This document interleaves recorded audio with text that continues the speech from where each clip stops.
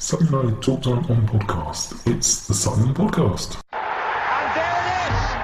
Sutton United of the GM Vauxhall Conference have put our First Division Coventry City winners of the FA Cup themselves less than 2 years ago.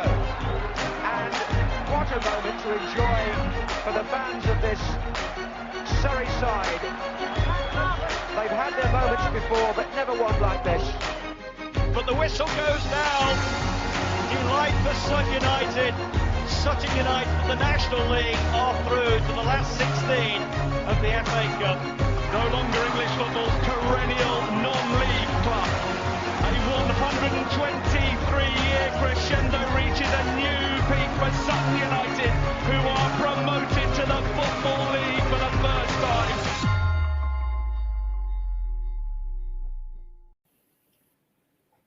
Hello and welcome to the Sutton United Talk Time on podcast. It's the midweek social, and joining me today, because he kind of dug himself a little bit of a hole that he realised there was witnesses and he couldn't back out of for the first time, we've got Mark. Hello Mark, how are you?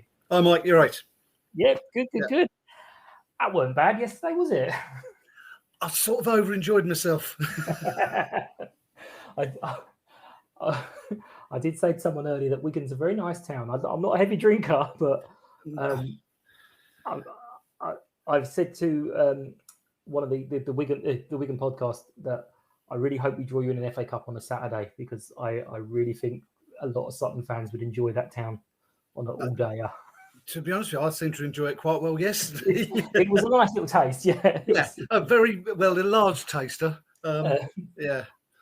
But tell us a little bit about yourself for anyone who doesn't know you, and your Sutton United supporting history.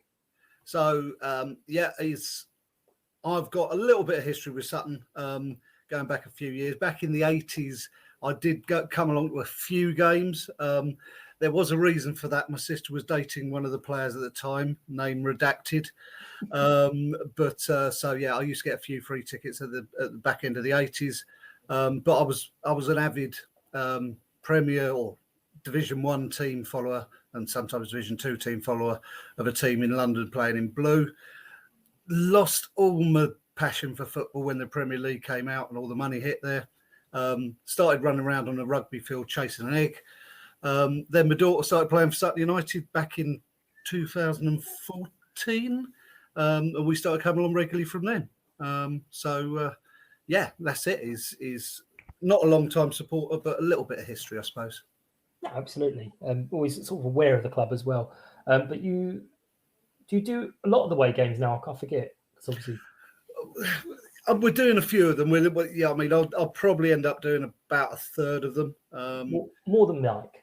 Yeah, more than Mike, and I'm a bit Mike as well. I'll do all the London ones, and then we pick and choose which long trips we go on. All depends on how many times we win strikers a key, Mike. That's the exactly. And the strikers aren't scoring. No, I know. Games, what was it? 4-1 and 3-0, and I don't think a striker. We could have done with the one from about 3 weeks ago with, what was it, 1,400 quid or whatever. That would have been 2 bags, wasn't it? 2 bags. Yeah, that would have been nice. But yesterday, obviously, with your history of supporting other teams, the stadium wouldn't have been that great to you. But that's the first time I've watched Sutton United from such a distance. It was a different experience, wasn't it? Did you get to Bradford? I didn't get up to Bradford. I did go up to Bradford. Did go to Cardiff. Obviously, that was that was even bigger. But seeing Sutton in the big stadium experience is interesting. It feels like there's thousands of us there, and we're making loads of noise. And then you see the photos on the web page. It's like there weren't that many of us then, was there? I saw one yesterday where this bloke was convinced we only took 65 people. And I think I eventually established it. I think one of the coaches had 65. It was like, the hotel I'm in has got more than 65. Yeah. But yeah, they certainly felt like a lot of us there. And then 300 sounded like good numbers. And as you say, it was like, oh, we're taking up a tiny little spot. Yeah.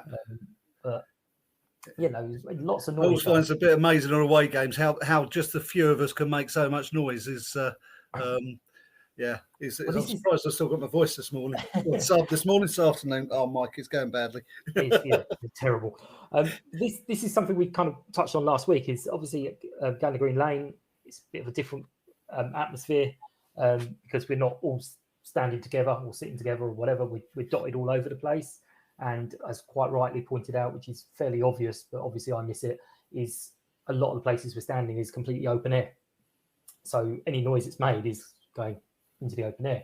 We're not the loudest of crowds, but we're trying to sort of think of different ways of cajoling people to get into the sort of under the terraces in the same spot. Whether we have to have a real push at this or not, because I'm actually quite fearful of Bradford at the end of the season, where they're going to have quite a few of their fans down, and they're going to outsing us. I should imagine.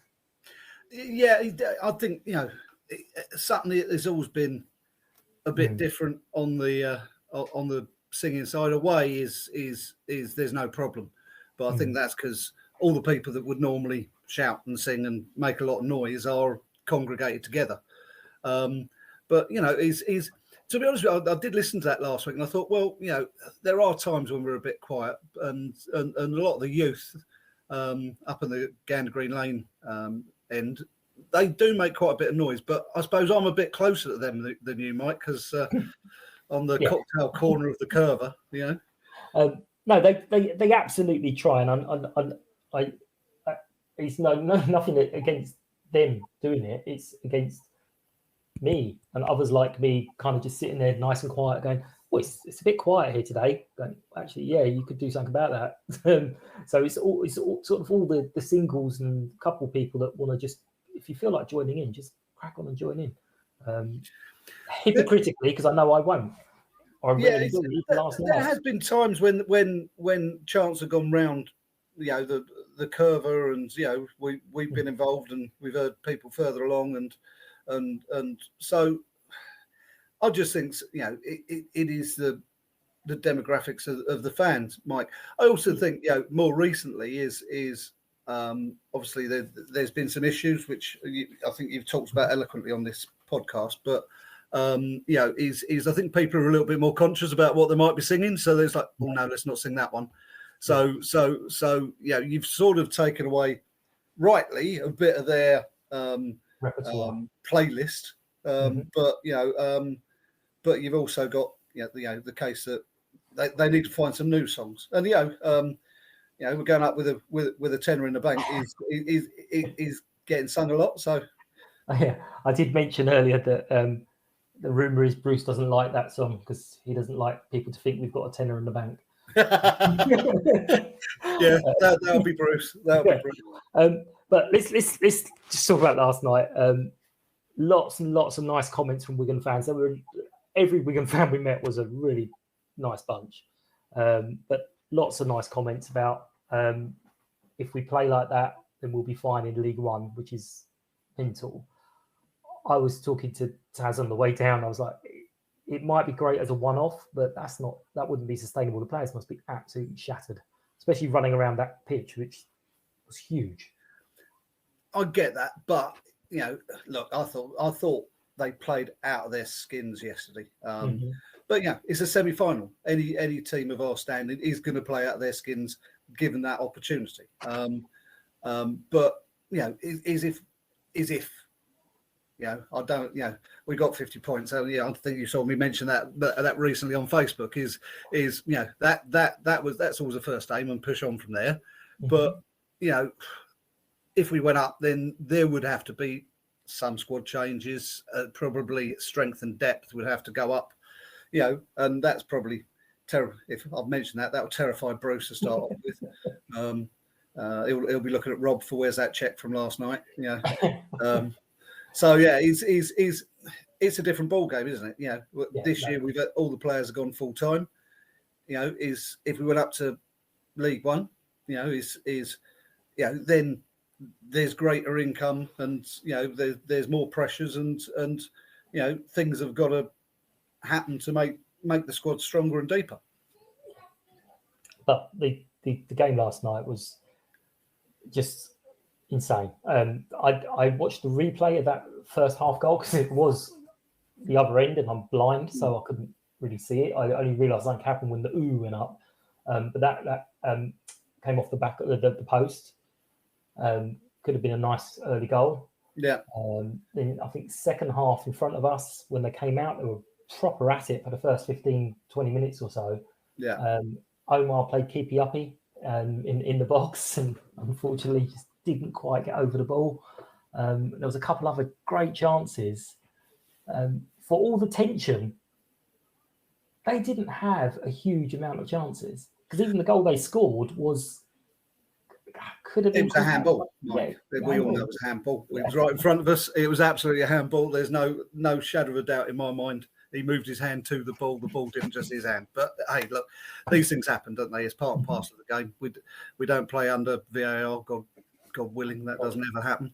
But is the only thing I will say, and I always take more of a pessimistic view than you, Mike. I know you're a bit rose-tinted glasses with Sutton, but I did actually think that when they got the ball and they went forward and they played on the break, and to be honest, that's been their game this season. I've watched a couple of their games, and they play on the break. But when they played on the break is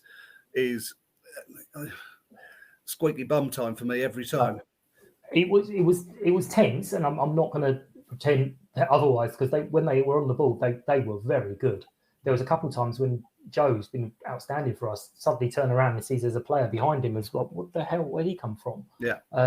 But what I mean is the clear-cut chances. If you sit back, I don't think there was that many clear-cut that we got away. I mean, there was one early on where I think there was a mix-up in defence. Yeah. And he put it wide.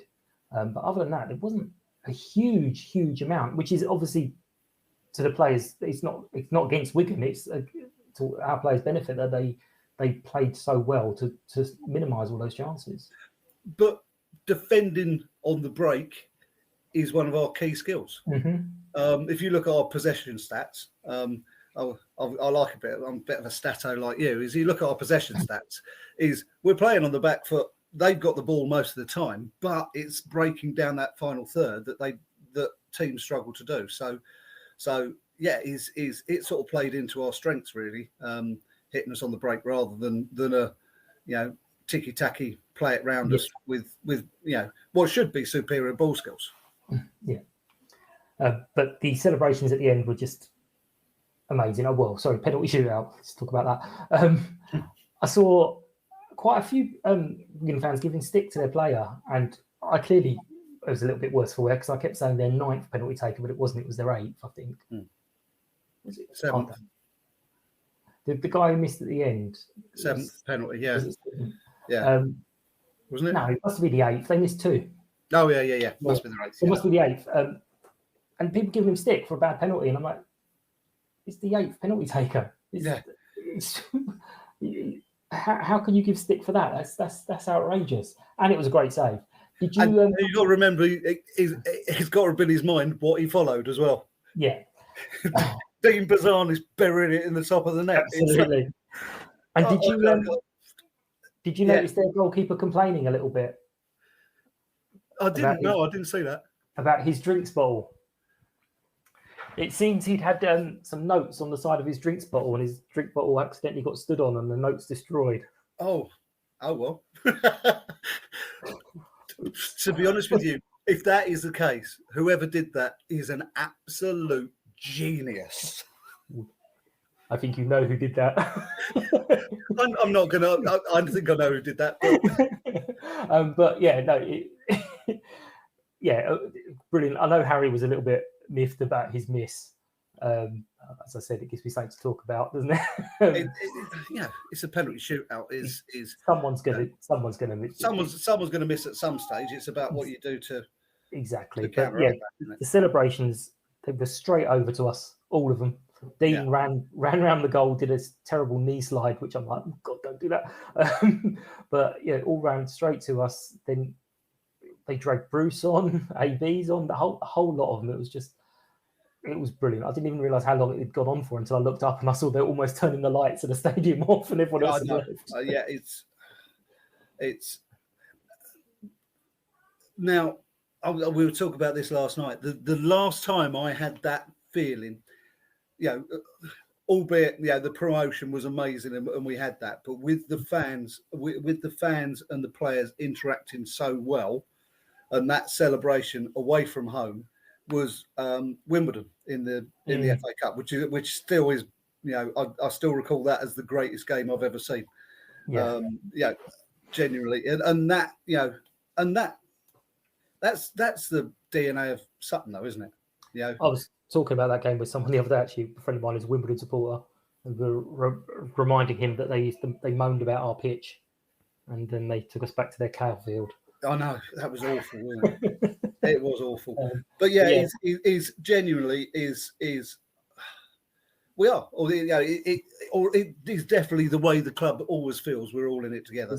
I was just going to say that's AB's mantra: in it together, in it together, in it together. And it is, and I've said on several different things that you can tell the club from chairman right the way down to players, management, coaching, supporters, all together on the same page. If things were to go suddenly wrong, you're not going to do like with the Wigan. Some of the Wigan fans turn on the player like that. I saw some people whinging about the bloke's tactics, and I'm like, you're second in League One. What do you want? But yeah, we love it. We had a great time, and we're off to Wem-ber-lee. I think it's called Wem-ber-lee. Yes. Again, I said earlier that it only dawned on me after reading some messages and whatnot that, hang on a minute, it's not just about getting to Wembley. There's a trophy to play for as well. Because the whole thing is about, we're going to get to Wembley, and we got there, and now it's like, it's actually going to be a trophy that we can win at the end of this as well. Yeah, and it's the next level up on the trophies that we might have been in the past. Been to Wembley, it's the next level up. It's not the big one or one of the big ones, but it is, massive for us. Absolutely massive. Yeah, sorry, you just faded out there. Sorry. But yeah, it was a great night. Sore heads. I can't believe it's 7:20 and there's still some sore heads around. We're getting too old for this. Yeah, Mike. Just try 7 hours to Cornwall afterwards. That's what I've done today. Yeah, I can just imagine. What we'll do now is we'll very quickly talk about the Walsall game, which is on Saturday, and I'm just going to bring in Simon from Walsall FanTV. How you doing? You okay? Hi, Simon. Hello. Hiya. Hiya, Mark. You all right, Mike? Join the plane. I think your connection might be going a bit. Can you hear me okay? I'm all wired in with you, Simon, but nope. Right, I'm not sure if that's me or you guys. Sorry, Simon, I can't see you on my screen, but we know what you look like. I can see me on the screen, but that's okay. Okay, lovely. So we just wanted to have a quick chat to sort of talk about the game on Saturday. Yep. You guys are, I think you said earlier to me that you've got a very similar recent form to us. Yeah, last 5 games, 2 wins, 2 draws and a defeat. That's both of us, yeah. Yeah. But the season for you guys has been going a bit not as expected, not as hoped. Is that right? We bought in Matt Taylor at the start of the season, and we had a poor start, but we were setting up a new style of football, so that was expected. And then things were building, and it looked like we were heading the right direction. Partly in some way down to a key centre half got suspended for 7 games for something that happened last season. Ooh. And that coincided with Warsall's wheels coming off big style, and we lost 7 on the bounce, which culminated in a defeat away to Scunthorpe, no less. And that was the end for him. And we got a new manager in Mike Flynn, who did excellent with Newport. Yeah. And he's sort of in the process of putting the wheels back on.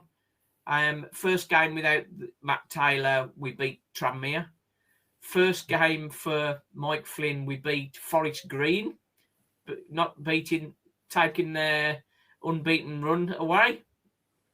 So game undefeated. Then we started to get confident, and we lost 5-0 to Swindon. Since then, we've had a very credible draw against Northampton, and then another draw against Barrow. So, well, we were saying on as you know, on my channel, the mantra of the channel is the joy and the pain, and we've had an excessive amount of pain. We're hoping the joy is returning. That's the. Well, you were saying you seem to have a good record against teams at the top end of the table. Yeah. But we had Rochdale last week, and apparently they were doing the same. So I was a little bit worried about that game. But we managed to dispatch them. That was a good win, wasn't it? It was a good win. But obviously, as mentioned, our players are going to be a little bit tired.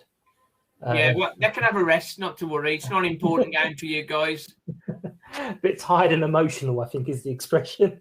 The thing is, I think after a win like that, and obviously you're having a very good season, it's the momentum takes you a lot of the way, I think. So I think, as in all games, the first goal is going to be key. I think if you were to get the first goal, you'd probably the role of confidence would be spraying around the pitch, I think. Absolutely. To get the first goal, then I think it could be one of those where perhaps you think, okay, we'll let this one go, and that sort of thing. You never know. You're saying that's not going to happen, obviously. I don't think it can, because Mark, have you noticed between 3 and 9, 3rd and 9th, there's only 3 points. Yeah, it's just tight. It's so tight. 7 teams going for 3rd. Yeah. We'll have it though. You're in what's the name? You're in overwhelming joy, aren't you? Just bewilderment.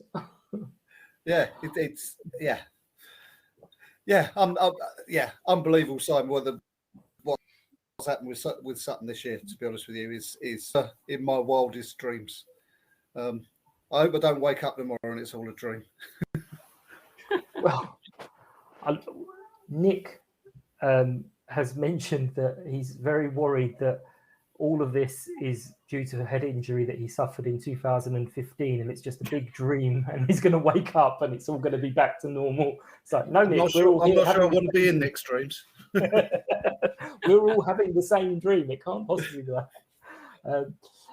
But yeah, hopefully it would be just a good game. We'll both give a good account of ourselves. Obviously, I'm expecting and hoping for us to get the win. But your YouTube channel, I'll give a little shout out for you. And Mark's already hinted at what he's going to do.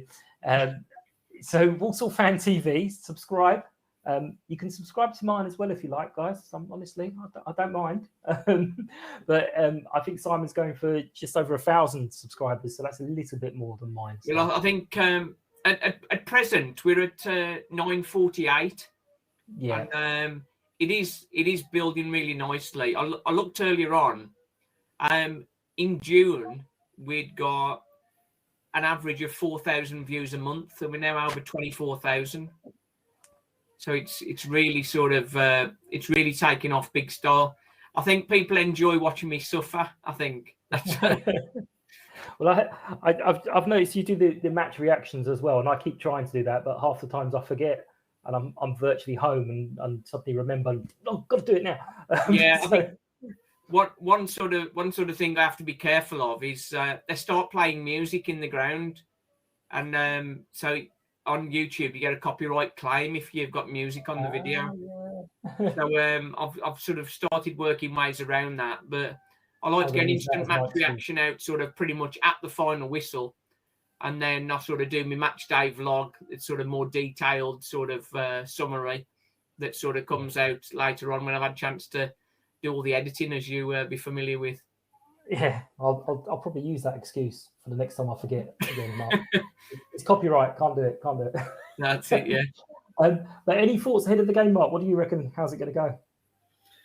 So I remember the game at Gander Green Lane. It was not the best game ever.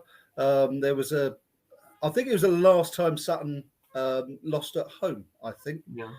I'm pretty sure that's a good stat. But it was a one goal. Yeah, it was just one free kick. That's it. Yeah, it was a free, and it was. Yeah, we'll probably disagree, but I don't think that was a free kick. But it was a bit of a distance away from me, and my eyesight is shot.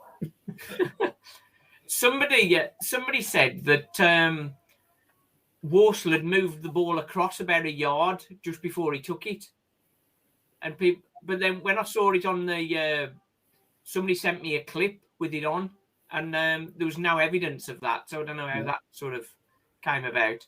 But it was a nice straightly stuck free kick from Tyrese Shade, who, as I mentioned to Mike earlier, we've converted him into a wing back, and Ousa DB, who's he used to be a winger, and we tried to convert him into a cam, effectively a number 10, and without effect.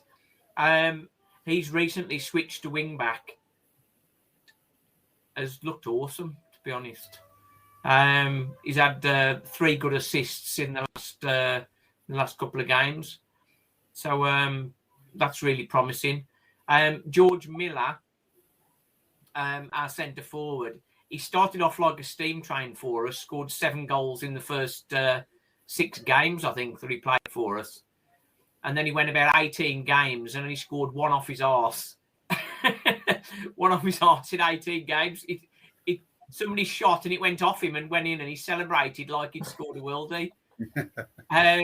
But his confidence has returned because we're playing 2 up front now, because he was running around like a headless chicken on his own under Matt Taylor. So having the second player up there with him, he's getting much more of the ball, and he's not 4 goals in recently, so he's doing better. And even Connor Wilkinson is scoring away now, which it was just a home banker, but he comes up with some special goals. Oh, we don't want to hear. we want some gimmies. We want some gimmies. Well, one player that had done really well for us was, we call him Rolling. His name's Rollin Mayonnaise. He was on loan from Mansfield, and he had done an excellent job at centre half. And we signed him. The day after he'd signed, he scored an own goal, and he's been hopeless ever since. Well, he lost his place a couple of games ago, so I don't know whether he's going to. Now he's got a contract. He's sort of not in the team. It's a weird one. The player perhaps to watch out for, I'm not sure whether, I don't think he'll start, but I think he'll have some time on the pitch, is Lee Tomlin. He's very experienced attacking midfielder, formerly Cardiff, and he's got a lot of tricks in his locker. So it'll be interesting to see how he does as his fitness improves. So I think he hadn't really played for a couple of years, so his fitness isn't there yet. But I mean, he's useful on the ball, so he's one to watch out for. Right, lovely. So you gave me a 2-0 prediction earlier. We're not doing a prediction league, Mark, as you know. I've stopped it because I'm rubbish. But do you fancy giving a prediction? I'm going to be a bit pessimistic for Sutton on this one. I think I do think there's going to be some tired legs out there after last night. So I think we might. I think we'll lose 1-0. Unfortunately, I hate going against Sutton, but it's just. Let's go with 1-1, and I'll hedge my bets. Yeah, Mark, what you should do is what I do when if I have a bet, I bet against my team, and then it's a win-win then. So if we win, I don't mind losing the money. Yeah, okay. If we lose, I've actually earned a couple of quid from it. That's right. So £2 that I'll have for Walsall to win. You'll have £2 on Sutton. We'll go from there. Sorted. Right. That leaves me a nice little segue. Since last time we spoke, Simon, you've you finished one. Well, you finished one book shortly after we spoke, and you've now put the finishing touches to a second book. Slightly different format. This was teach your kids how to gamble. Well, previously, my mainstay of my writing is romantic dramas that are sort of light sci-fi. So there's the Awakening series that's available on Amazon. Time to Click, Finding Love in 2045, and Awoken in 2046, which is one thing, but gambling is something that I'm quite sort of passionate about for many reasons perhaps you wouldn't think. The enticement of gambling in the media, on the TV, on the radio, it's persistent all the time, and it really frustrates me that it goes unchecked. And people talk about regulations and people have got to be 18 or 21 before they can gamble. But there's just, it's the edge of the problem. So my provocatively entitled book, Why You Should Teach Your Kids to Gamble, talks about the risks of gambling, looking at it from the promoter's point of view rather than just from the punter. So it's sort of giving people guidance on sort of how to approach gambling and look at it potentially in a fun way, but also the risks attached with winning, perhaps. So one portion of the book is what you should do if you win the lottery, because 2/3 of the people that win the lottery are broke within 5 years, which is a startling statistic. You think it's the mecca for wonderment, and it's actually a ruin for a lot of people. Also, as part of the book, I had a foray into spread betting, which in many ways is a very embarrassing admission for what happened with that, but it's an interesting read, and something anybody who's considered it and considered any form of gambling should have a look at that for themselves, and then follow the ideas in the book to sort of teach your kids to make sure they don't fall into a similar trap. And that's available on Amazon. As I say, that's just gone live today, actually.